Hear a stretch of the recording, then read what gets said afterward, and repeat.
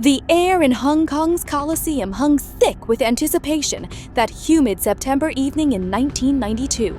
I was there, pressed against the ropes in the media section, when two titans of martial arts cinema stepped into what would become the most talked about exhibition match in Asian fighting history. This wasn't Hollywood. This was real. Bolo Yeung, the man they called the Beast from the East, stood in one corner. At 46 years old, his physique defied nature itself. Muscles rippled across his frame like coiled pythons ready to strike. I'd watched him destroy opponents in underground tournaments throughout the 80s, before his film career made him a household name. The scars on his knuckles told stories his mouth never would. This was a man forged in the brutal gins of Guangzhou, where traditional Chinese martial arts met raw, unfiltered violence. Across the ring, Jet Li adjusted his wraps with methodical precision. 29 years old and already a legend. 5-time national Wushu champion before he could legally drink. But tonight wasn't about choreographed excellence or wire work. The younger fighter's eyes burned with something I'd never seen in his films. A hunger to prove his tournament credentials matched his cinematic fame. The promoters called it an exhibition.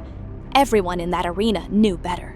Bolo's reputation preceded him like thunder before lightning. His training regimen was the stuff of legend: 300 push-ups before breakfast, stone-lifting exercises that would cripple ordinary men, and sparring sessions that sent training partners to the hospital. His fighting style was pure devastation. No fancy kicks, no acrobatic flourishes, just bone-crushing power delivered through techniques honed over 4 decades. He'd won the Mr. Hong Kong bodybuilding title 9 consecutive times, but that was just for show. In the underground circuit, he was known for something else entirely: endings that came swift and brutal.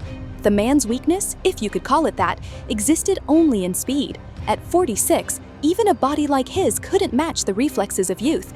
His footwork, while solid, lacked the lightning-quick repositioning that modern fighters employed. And there was something else: a tendency to load up on his strikes, telegraphing devastating blows that sharp-eyed opponents could potentially avoid. But you had to be fast enough to see them coming. Jet Li represented everything modern martial arts had become. Where Bolo embodied raw power, Jet was liquid precision. His Wushu background gave him an arsenal that seemed limitless: tornado kicks that defied physics, strikes that came from angles opponents didn't know existed, and a ground game that seamlessly blended traditional kung fu with practical grappling. I'd interviewed him 2 days before the match. His hands were calloused, knuckles slightly swollen. This wasn't a movie star playing pretend. Yet questions lingered. Wushu, for all its beauty and technical superiority, was primarily a performance art. Could those tournament forms translate against a man who'd fought in back-alley brawls when Jet was still in diapers? Could speed overcome experience? Could technique defeat pure, unfiltered aggression? The younger fighter's potential vulnerabilities were subtle but real. His lighter frame meant less ability to absorb punishment. His style required space to execute. What happened if Bolo closed the distance and turned this into a phone booth war? And there was the mental component. Jet had performed before millions, but never against an opponent who genuinely wanted to hurt him. The bell rang like a gunshot through my chest. Round 1 exploded into chaos immediately. Bolo stalked forward with the patience of a predator who chased prey for decades. Jet circled, his footwork a blur of calculated angles. The first exchange happened fast: a probing jab from Jet, met by a thunderous cross from Bolo that whistled past the younger man's head, close enough to ruffle his hair. The crowd gasped. That punch would have ended the fight right there. Jet responded with a lightning combination: 3 punches to the body, a low kick that made Bolo grunt, then a spinning back fist that actually connected. The sound echoed through the arena. Bolo's head snapped back an inch, maybe less. He smiled. That terrifying, dead-eyed smile I'd seen in a dozen films, but never fully understood until that moment. The psychological warfare had begun. For 2 more minutes, Jet picked apart the older fighter with surgical precision. Every time Bolo advanced, a kick found his lead leg. Every time he loaded up for a power shot, Jet wasn't there. It was a masterclass in range management and superior speed. By the round's end, Bolo's left leg showed redness where repeated kicks had landed. The judges would score this for Jet easily. But I noticed something the crowd didn't. Bolo wasn't frustrated. He was learning. Round 2 began with a shift in energy. Bolo adjusted his stance, narrowing his base and keeping his hands tighter. The stalking continued, but now with subtle feints that forced Jet to react. When the younger fighter threw another low kick, Bolo checked it perfectly and countered with a body shot that lifted Jet off his feet. The air left the arena. That was the power everyone had whispered about. Jet clinched immediately, using his grappling background to tie up the older man's arms. They wrestled against the ropes, and here Bolo's raw strength became evident. He lifted Jet like he weighed nothing, attempting a throw that would have been illegal in most tournaments, but was apparently fair game tonight. Jet escaped with a technical roll that drew applause, but the message was clear. Getting close to Bolo was dancing with death. The round deteriorated into a tactical chess match. Jet landed more strikes, but Bolo's were beginning to add up. A body shot here, a glancing elbow there, each one carrying enough force to crack ribs.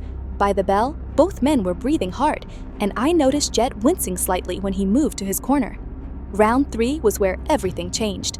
Jet came out aggressive, perhaps sensing he needed to establish dominance before Bolo's power accumulation strategy paid dividends.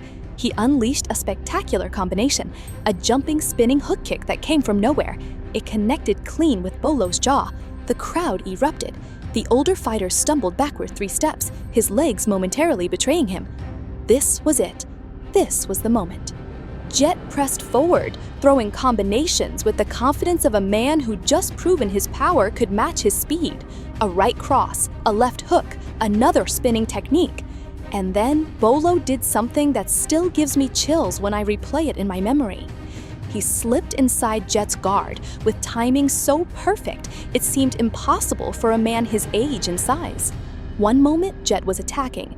The next, Bolo's massive arms were wrapped around his torso in a crushing bear hug that was part wrestling, part street fighting, and entirely terrifying.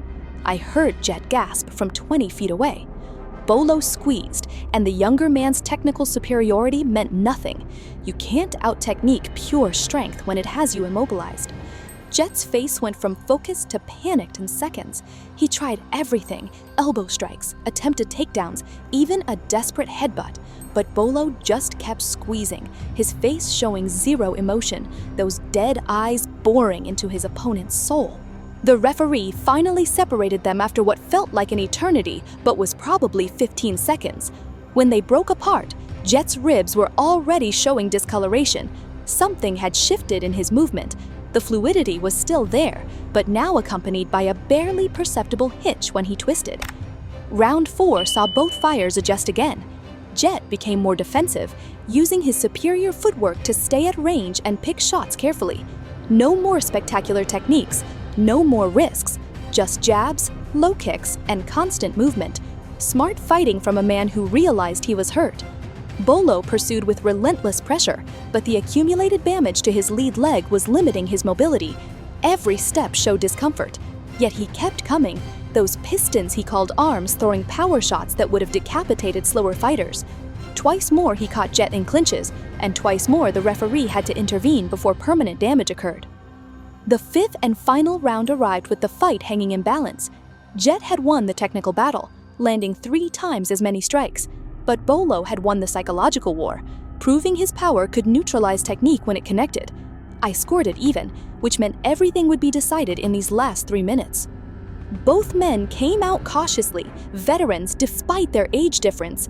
Jet's strategy was clear: survive, keep distance, let his accumulated point lead carry him to victory.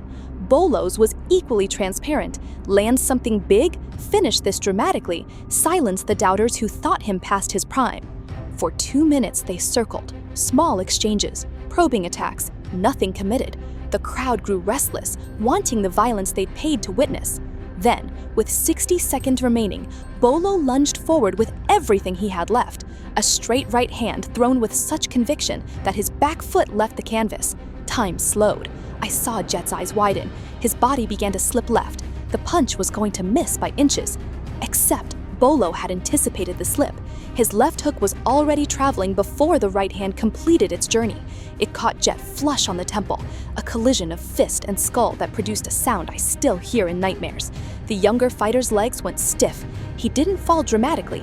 There was no Hollywood stunt work here. He simply sat down, his motor functions temporarily disconnected from his brain's commands. The referee was counting. The crowd was screaming. Bolo stood above him, chest heaving, finally showing fatigue. At the count of 8, Jet stood. His legs were shaky but present. His eyes, though glazed, tracked the referee's fingers. He nodded when asked if he could continue. The crowd went absolutely insane. Bolo attacked again, sensing the finish. A combination that would have killed most men. Right cross, left hook, right uppercut. All thrown with bad intentions.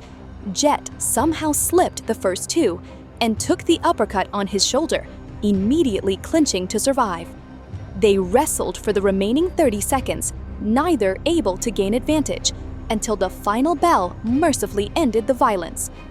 Both fighters embraced in the center of the ring, mutual respect evident despite the brutality they just shared. The judges would deliberate for several minutes while the crowd chanted both names. I already knew the outcome before the announcement was made. The winner, by split decision, Bolo Yeung. One judge had scored it for Jet based on total strikes landed. 2 had given the nod to Bolo based on effective aggression and the knockdown in the final round. In boxing and fighting, the man who proves his will can survive judges who count punches. Bolo had proven his power could still change fights in single moments. That experience and strength could overcome speed and technique when applied intelligently. But here's what the scorecards couldn't capture. Both men won something that night.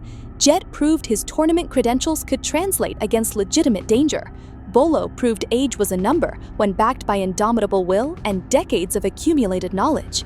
I watched them leave together afterward, Jet limping slightly, Bolo favoring that damaged lead leg, sharing jokes I couldn't hear but could imagine. 2 different generations of martial arts excellence had collided, and somehow Hong Kong was richer for witnessing it. The fight answered old questions while creating new ones, as all great contests do. Could Jet have won if he'd avoided that final exchange?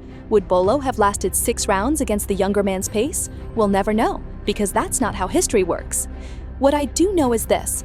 I witnessed 2 warriors remind a capacity crowd that real fighting isn't about choreography or cinema. It's about will, strategy, pain, and respect. The night 2 dragons collided, both emerged bloodied but unbroken, and I felt privileged to document every devastating second.